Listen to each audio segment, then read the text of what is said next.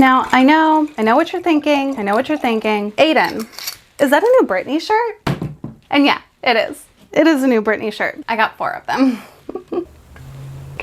Hi everyone, I'm attorney Aiden Durham with 180 Law Co. in Colorado. Welcome back to All Up in Your Business, where again, we are gonna go through your comments and answer your legal questions. And of course, enjoy a little wine, because why not? Before we get into all of that, make sure you subscribe if you haven't already. Click that little bell so you get notified anytime I post a new video, and check the description for links to additional information and resources. And of course, yes, I am a lawyer, but I'm not your lawyer. The stuff I talk about in my videos should not be a substitute for actual legal advice. If you need help with any legal situation, you should consult with a lawyer who's licensed in your state. And now, on to your questions. What's the difference between an LLC and a partnership? If 2 friends go into business together 50-50 and want to protect their personal assets with the most protection, which one may be a better choice, LLC or partnership? So a partnership is just 2 or more people deciding to go into business together. It's not really a legal entity type like an LLC is. It's the equivalent of a sole proprietorship, except with 2 or more people. So if your goal is to get protection for your personal assets, the partnership isn't going to do that at all. The LLC is going to do that. Hello. Does it make sense to create your LLC before you start making profit? Ooh, good question. Example, post-retirement plan / LLC. Will this be subject to state fees each year? Thank you for providing great information. So of course, this is like a personal decision. In a lot of situations, you know, it kind of does make more sense to just wait on forming the LLC. Make sure your business is going to be profitable. Make sure being in business for yourself is something that you really want to continue doing. And then at some point later on, you can form that LLC. But on the flip side, if you're in a business or in an industry that's very exposed to liability, if there's a high risk of lawsuits or something, then it might make more sense to do it early on. But if this is like maybe your post-retirement plan, maybe you'll be on a fixed income, or if you're just on a relatively low funds to begin with, then you know the LLC isn't an absolute necessity. You can always wait and form that later. But will this be subject to state fees each year? Probably. Depends on which state. I don't think every state has an annual fee or an annual like filing fee. Many states do though. So yeah, take that into consideration if you're deciding if you should form the LLC now or wait a little bit. This video is super helpful. However, isn't it very difficult to pierce the corporate veil if a business is set up properly? So this is in response to one of my recent videos talking about some of the common mistakes, things that people do when they're first starting an LLC, and I talk about piercing the corporate veil quite a bit. But yeah, generally speaking, piercing the corporate veil isn't like a really easy thing to do. Every state is a little different when it comes to the circumstances under which a court will pierce the corporate veil in an LLC or even a corporation. Overall, if you set up and operate your business properly and you're not taking advantage of the LLC form and the protection that it gives you, and you're not like defrauding people, generally speaking, the risk of piercing the corporate veil is relatively low. This is an insurance question. Again, I did a video just recently talking about insurance and why it's still a good idea to have insurance even if you are operating as an LLC. What about if your business entity is a sole proprietor? What type of insurance would you need to operate to protect that business entity as well as your personal assets? What business insurance do you recommend? It depends. The entity type, whether you're acting as a sole proprietorship or an LLC, that doesn't really have any bearing on the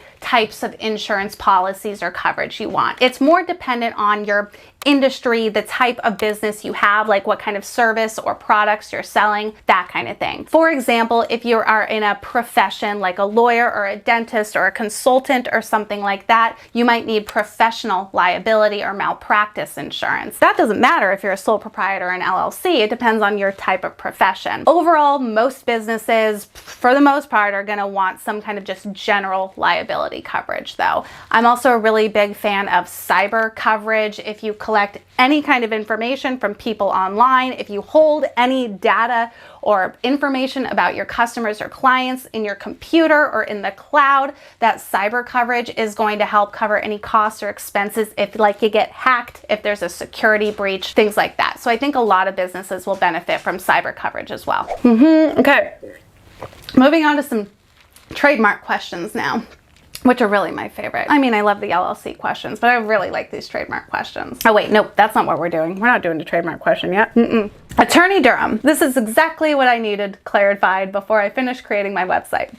This is a video I did about privacy policies, I think, and website terms and conditions and stuff. And can I just say, I love when people refer to me as Attorney Durham.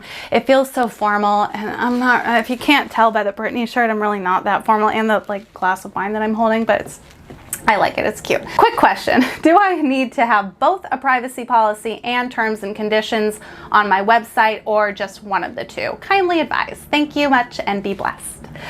The privacy policy you do actually need if you're collecting any information from your website visitors. The terms and conditions isn't required. There's not like a law saying you need terms and conditions, but it's still a really good idea. The privacy policy is the one that you actually need though. Okay, now we're getting into trademark questions, which are really, really my favorite questions.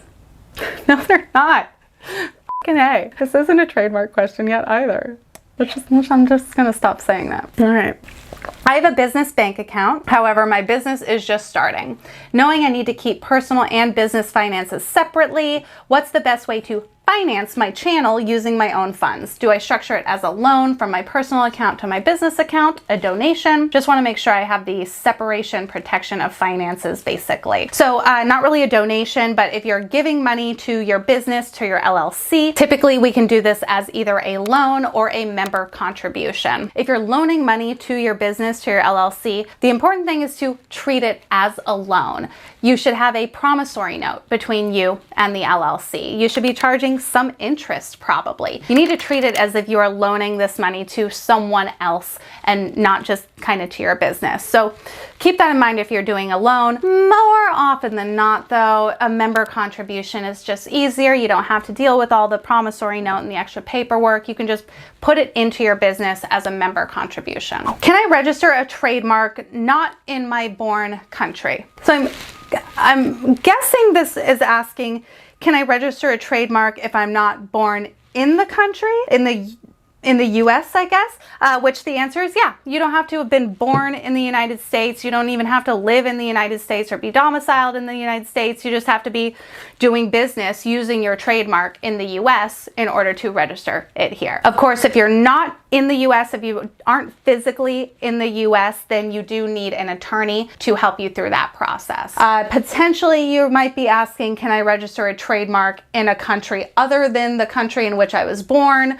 It depends. I really only know about the US. I'm imagining most other countries, most other jurisdictions don't require that you were born there to register a trademark there though. My best guess. I don't actually know. In the US though, the answer is yeah, you can do it. You don't have to be born here. Awesome video. Thank you. I have one question. I've searched on USPTO website the name of the brand that I want to create and saw that already the name is registered, but for other products. Also, I saw more than 5 different registered from a lot of places, but none for the product that I want to use the name for. In that case, do I have the right to register the name to my brand and my products? So you found the name, the brand that you want to use registered for a bunch of other different products, but not for the product you want to use. Does that mean you can register it? I don't know. It depends. I can't tell you based off just this information. The likelihood of confusion is what we go off of, and that depends on the similarities of the trademarks themselves as well as the similarities of the goods and services. So if the 5 other products or 5 other registrations that you found are all for completely different products than what you're going to be selling, I mean completely different products, then yeah, you might be able to. But if they're somewhat related, if they're kind of similar, then those may be a bar or may be preventing you from getting that trademark registered. Ultimately though, I don't know. It depends. If you want a better answer, you should consult with a trademark lawyer, like me, for instance. I just found your page and it's really helpful. Thank you. I have a question. I have my business brand name for my boutique, but I also have DBA names for stylist services also linked to my main brand. Would those names also be included in my application since they are also registered on my business license as DBA, or would I need 3 separate trademark applications? Your business brand for your boutique and the DBAs, those are all separate different trademarks. The fact that they are connected to each other by the state, like the DBA is registered to the LLC, or the fact that they all appear on your business license is almost completely irrelevant when it comes to trademark registration. They're all different trademarks, separate trademarks, so it would be 3 separate applications. Oh my God, Rocky just took a shit out in the hall. Oh my God. The joys of having an old dog. He can't really control it anymore, the poor guy. Oh, I'm gonna have to wrap this up soon because it stinks. Is there a fee to resubmit just in case it's denied? This is a trademark question. Yes.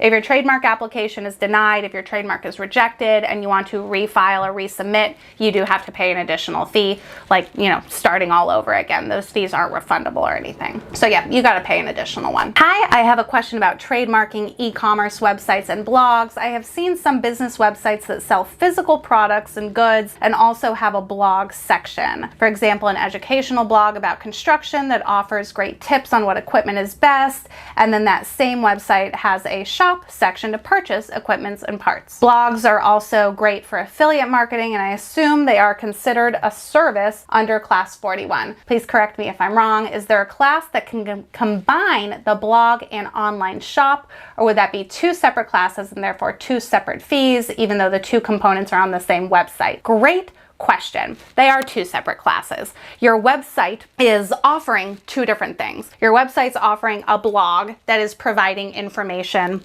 about some subject matter. It's also offering a service of providing a retail store selling those products, or if those products are branded to you, if they're the same brand as the website owner, then potentially it's the products themselves is the goods that are being sold. So there could actually potentially be 3 classes included there and therefore 3 filing fees. But yeah, at a bare minimum, the blog and the shop are 2 separate classes, and there isn't one that lets you combine the 2. So I've got two very similar questions. I'm gonna answer them in one here. What if the test items, so if you do a trademark search and the search results, what if the test items come up that include the name but are not the name and both are dead? Can I still proceed if I want to keep my choice, my trademark choice? Both show as canceled. Thank you. Next question, which is very similar. Can I apply for a trademark which has been abandoned or canceled for 7 years? So if you're doing your trademark search and you see some that are the same or similar name that you want to register as a trademark, but they're dead, abandoned, canceled, does that mean you can apply for it?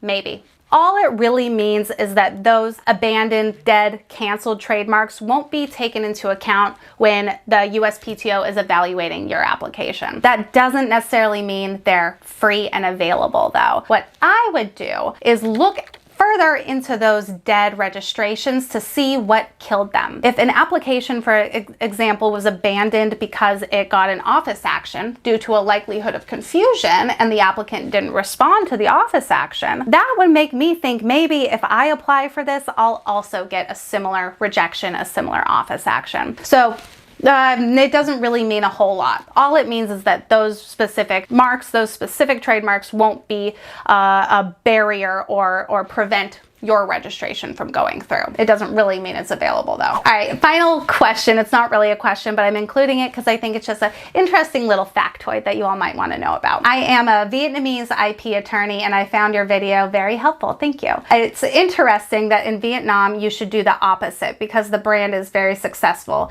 susceptible to speculation. So what this is referring to is in a lot of my previous trademark videos, I talk about how in the US, the law, the rule is first use. Whoever used the trademark first has kind of the ultimate right to it. That's not the case in every other country or jurisdiction. In many countries, Vietnam, for example, it's whoever files first to file versus first to use. So in these countries, you want to file that trademark application as soon as possible, because if somebody else gets to it before you do, it's going to prevent yours from being registered. But in the US, it's still really a good idea to file as soon as you can. But if you don't, if someone happens to file before you, you might still have to jump through, whoo, that is a loud plane. Jeez. You might still have to jump through additional hoops, but if you had first use, you may still be able to get that trademark registered if you get like the one that was filed before you canceled, or if you oppose it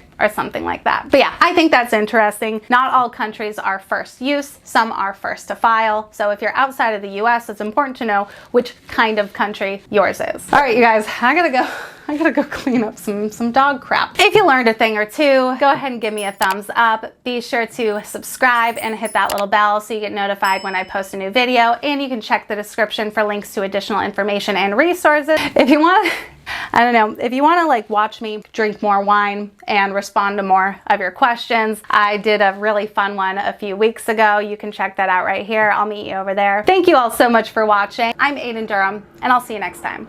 Cheers. It smells like dookie in here. Oh, gross, Rocky. God damn it.